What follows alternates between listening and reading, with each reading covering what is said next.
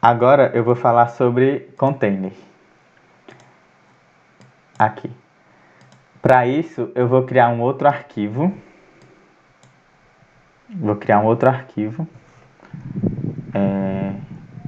Aí eu vou dar um nome para ele.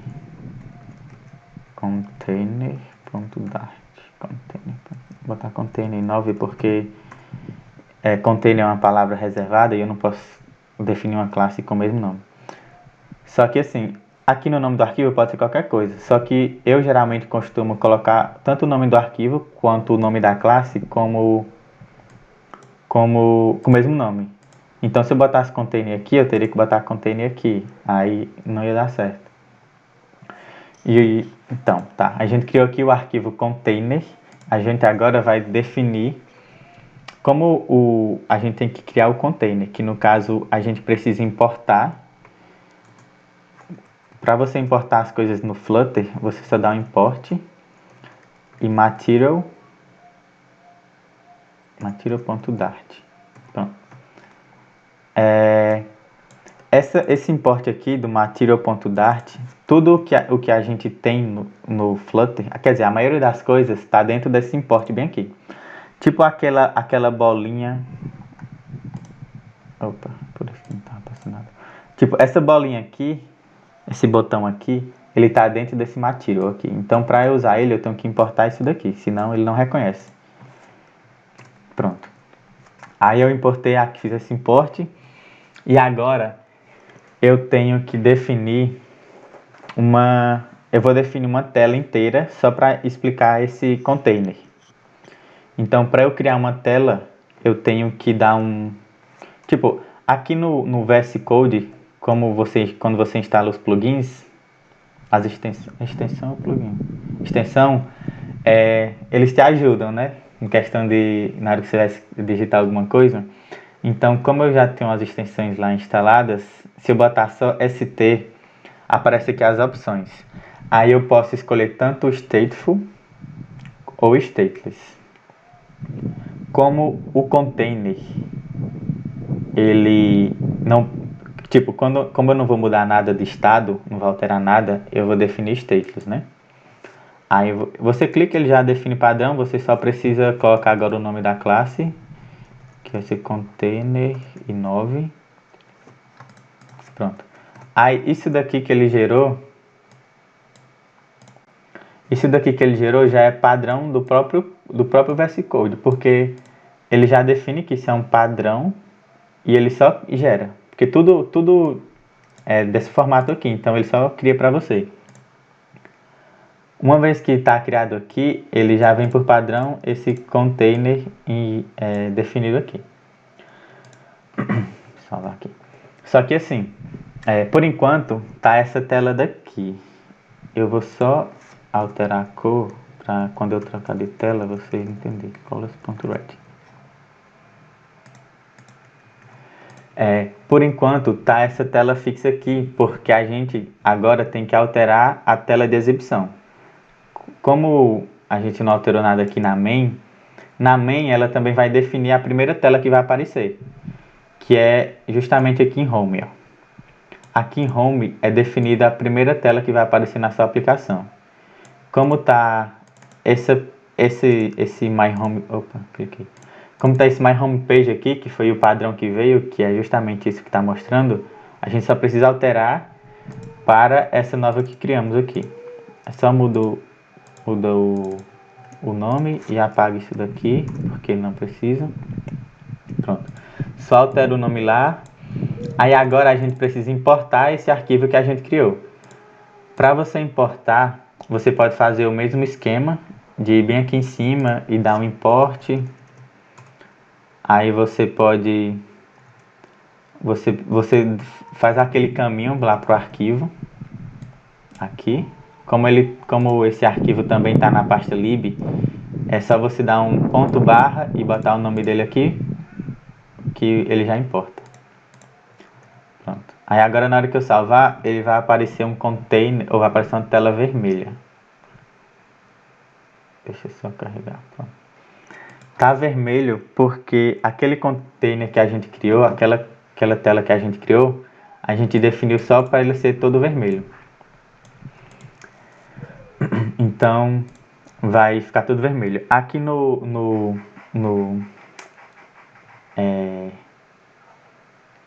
sim, voltando aqui, aí o container, como ele está sendo retornado aqui... deixa eu explicar logo essa classe que é melhor para vocês entenderem. Essa classe aqui, que eu defini como container 9, ela estende de stateless, né? Que é justamente definir que ela não vai ser mutável, que ela não vai alterar nada. Então, ela é definida como stateless. Tem o construtor dela, que é isso daqui. Só que, como, tipo, eu posso passar parâmetros para cá, só que não é necessário, então deixa assim mesmo. Esse método build é o método, é o método que vai, onde os elementos da tela vão estar. Que no caso aqui, ele está só o container, então ele está retornando só um container vermelho. Aí esse container, ele é muito utilizado porque você pode ter muitas propriedades nele. Por exemplo, você pode definir um width, que é a largura.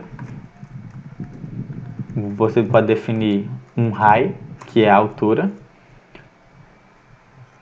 E pronto, agora você tem um container de tamanho 50 e largura 50. Só que assim, aqui no Flutter Web, eu não sei porquê, mas só que quando você define um container, para retornar só um container, ele meio que o container vai ocupar a tela inteira. Só que eu não quero que aconteça isso. Então, o que eu posso fazer é definir um pai para esse container. Aqui, ó. Explicando essa parte de pai e filho, no Flutter, quando você está programando, você tem meio que uma árvore de widgets. Que é uma árvore... Widgets, na verdade, são elementos presentes no Flutter. Por exemplo, um container é um widget. Aquele botão lá que eu estava falando é um widget. Então, basicamente tudo aqui é um widget. Então, num código Flutter, você vai ter uma árvore de widgets. Que uma árvore você pode entender como pai e filho, por exemplo. Aqui eu defini um center como pai desse container. Aqui, se vocês notarem, esse center ele tem uma propriedade chamada child, que é justamente o filho dele, que a gente definiu como esse container. Esse center, o que ele faz é centralizar o filho dele. Então, eu vou centralizar esse container no centro da tela, de tamanho 50-50. Eu vou aumentar o tamanho porque acho que está pequeno. Está 150. Aqui, 150. Sim, aí eu centralizei, por conta desse container, ou desse widget center, centralizei esse container. Como eu falei, o container ele é muito utilizado porque ele existe em inúmeras propriedades. Em um container, quando você, aqui no VS Code, quando você segura Ctrl e aperta espaço, você consegue ver todas as propriedades de um container. Por exemplo, um container, ele pode ter um filho também. Ele pode ter um decoration, que é justamente decorar ele, alterar a questão de raio, tipo deixar mais arredondado os cantos, botar uma borda, botar um sombreado. Você tem o padding. O padding é como se é o espaçamento interno do container. É melhor explicar o padding só na prática, então padding margem só na prática. É uma margem interna. É uma margem interna. Mas quando eu vou colocar um filho nele, aí eu explico melhor para vocês.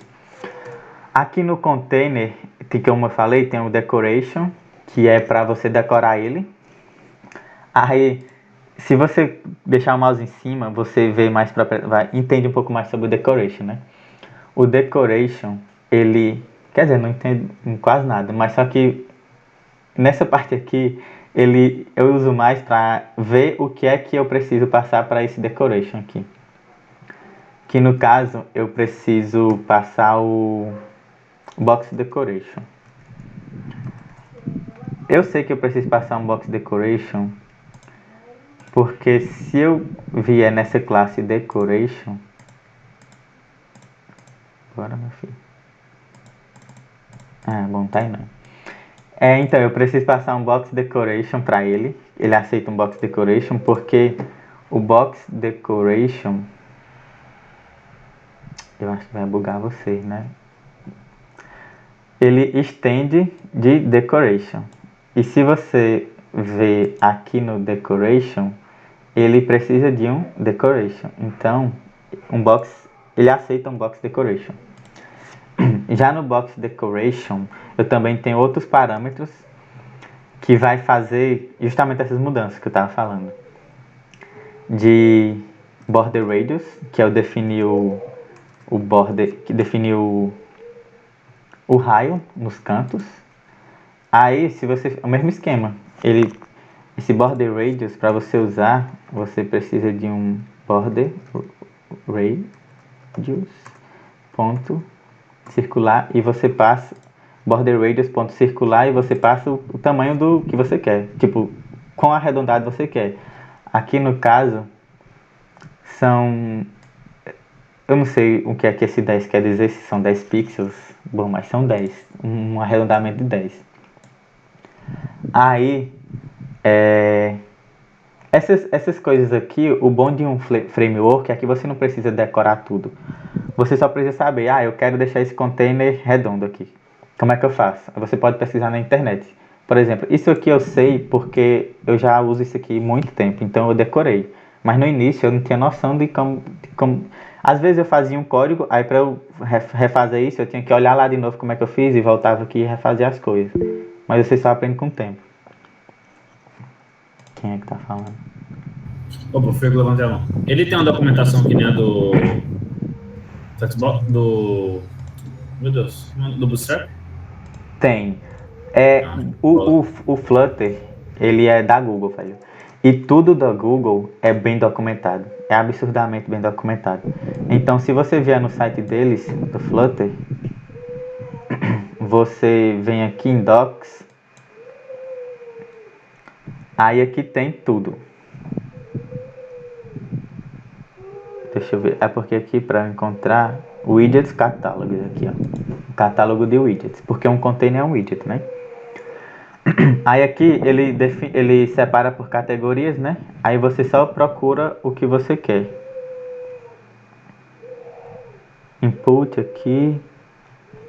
Eu não sei onde é que fica container. Vou querer que seja em Basics. Aqui, ó. Aqui ele ensina. Tem até.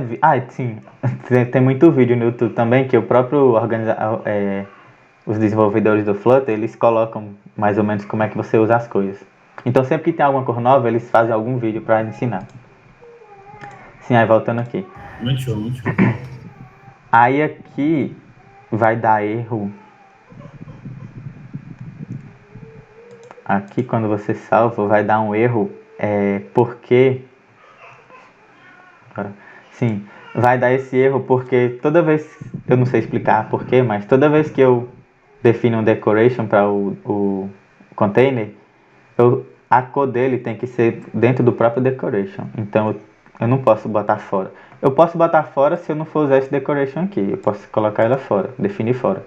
Só que se eu tiver ele, eu tenho que definir dentro disso. Aí, ó, ele tá mais arredondado, tá vendo?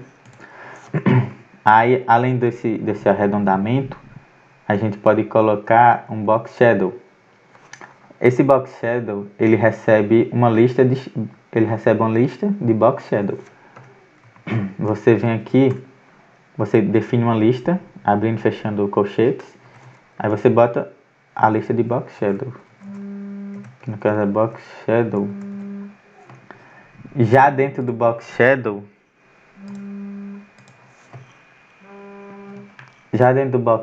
você vai ter outras coisas também que você pode colocar, tipo blur radius, que é aquele sombreado que fica embaixo. O offset, que é esse offset aqui é a posição desse sombreado, no caso, que você precisa passar um X e um Y para ele. Se você botar um 5, 7 aqui, sim. Esse offset, ele recebe um offset também. Então você precisa definir um offset aqui e passar. Acho que tá errado, né? Sim, voltando aqui, ó. É offset. Quando eu fizer isso, ele vai... Espera aqui, que demora um pouco mesmo. Aqui, ó. Ele coloca esse sombreado aqui no fundo. Eu boto esse blur de 4 e define a posição dele assim. Acho que é X e Y aqui. Deixa eu ver, X... No caso, X é essa horizontal, né? E 7 é aqui a parte de baixo. Se eu aumentar aqui para menos 7, ele vai ficar o oposto. Vai ficar aqui em cima. Então você só precisa brincar com isso da forma que você quer. Quando você faz alguma aplicação no Figma, que você bota essas coisas lá no... Você bota esse sombreado aqui, ele te dá como é que é feito e você só joga aqui, é a mesma coisa. Você só copia e cola aqui que fica do jeito que tá lá. Então facilita muito. Aí, além disso, o container ele é muito bom porque eu posso definir um filho para ele. Se eu vir aqui e colocar a propriedade child, eu posso colocar um texto, por exemplo. Aí para eu inserir um texto, é só botar o text, aí entre sim, pode ser aspas duplas ou aspas simples no caso. Eu geralmente uso aspas simples. Aí você escreve e você salva aqui que fica o texto dentro. Só que aí esse texto você pode definir estilo para ele, tipo você decorar o texto no caso. Você bota no texto, ele vai ter aqui a propriedade style, 2 pontos. Aí você coloca um text style. E dentro desse text style, você tem outras propriedades, por exemplo, a cor do texto. A cor do texto, para você inserir uma cor, você tem que usar a propriedade colors, e aqui tem uma lista de cores, se vocês forem analisando aqui. Antigamente, quando eu comecei, quando você passava aqui procurando, eles mostravam a cor do lado, tipo, como era essa cor aqui, mas só que agora mudou. E eu não sei como é que faz isso, então vamos botar só um black mesmo. Aí quando você salva,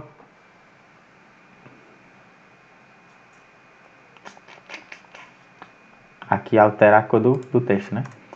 Aí para tirar essa linha de baixo, é tipo decoration, você vem o text, decoration.none, para você excluir essa coisa aqui, esse sublinhado aqui. Aí você dá um enter, ou você salva, que ele atualiza automaticamente aqui. Sim, aí agora que eu tenho um filho desse container, fica melhor de eu falar sobre o padding. O padding, como o Ronildo falou, é essa margem interna, né? Para eu definir um padding, eu preciso de um add insets. Quando eu boto add insets, eu tenho outras propriedades de tipo, quando eu boto ponto, eu posso escolher all para todos os lados. Aí eu posso, ou então eu posso botar essa opção aqui, from LTRB, que é tipo, eu posso definir o left, o top, o right e o bottom. Ou então eu posso botar esse only aqui, que eu posso definir só um no caso, que vai ser esse left, porque ele está colado ali no left, na parte esquerda do container. Eu boto 10, por exemplo, aí ele vai dar esse espaçamento de 10 pixels da esquerda. Então ele vai afastar da esquerda 10 pixels. Aí ele já ficou mais aqui, ó. Pronto, aí esse é o padding. Eu pego esses elementos que estão dentro e eu dou um espaçamento a partir da borda dele. Aí eu posso definir de qual borda eu quero aumentar esse espaçamento. Só que no container tem uma coisa legal que é alinhamento. Você tem essa propriedade de alignment, Aqui você vem, define um alignment, ponto, e você pode definir onde você quer esse filho dele. Se eu colocar no centro, no center, botão do center, o texto vai ficar centralizado no container. Aqui. Aí, além de center, tem outras opções de tipo bottom center, para ficar centralizado no fundo. Aí, esse container aqui, o container eu acho que é o mais utilizado justamente por causa disso. Você pode fazer muita coisa nele.